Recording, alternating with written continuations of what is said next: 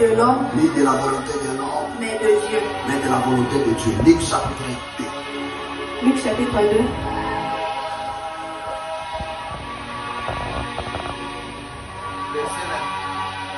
Voici un ange du Seigneur, l'air apparaît.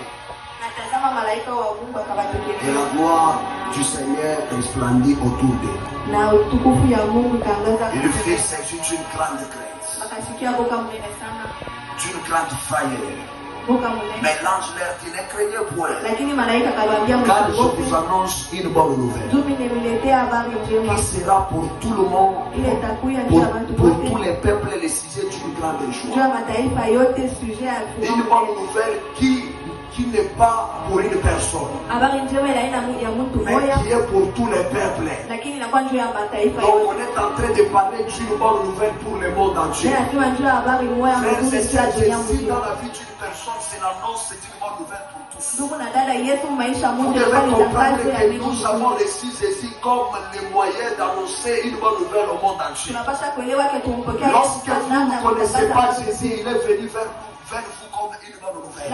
Wakati hamuelewi Yesu sababu la kwa kwenu Et sawa lorsque les hommes vont vous rencontrer, vous êtes les représentants de cette bonne nouvelle pour ces gens. na wakati watu watakutana na wewe unakuwa ubongo. Ce matin, je suis la source d'une bonne nouvelle. L'ange a annoncé ces choses. Malaika alitangaza vile vitu.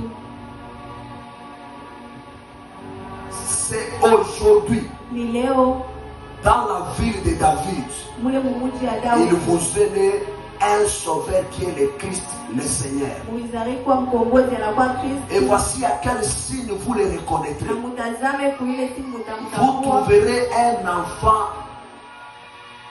émailloté et couché dans une crèche. Mtapata mtoto mwa mwenye kufunika na banamlamisha mwile nyumba Et banyama. soudain, il se joignent à l'ange une multitude de l'armée céleste, louant Dieu en disant, et disent, Mungu kushukuru Mungu na kusema gloire à Dieu dans les lieux très hauts, sifa kwa Mungu mwile fasi ya uyungu paix sana sur la terre parmi les hommes qu'il a agréés. na salama pa dunia kubantu bale Est-ce amecheka. que nous sommes ensemble avec cette parole? Amen.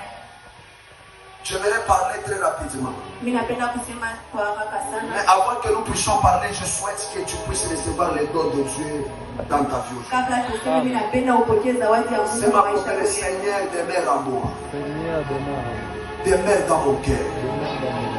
Demain, les gens vont célébrer ce que nous appelons Noël. Wapenzi, kesho bantu bataselemele tunaita Noel. Noël qui veut dire latin.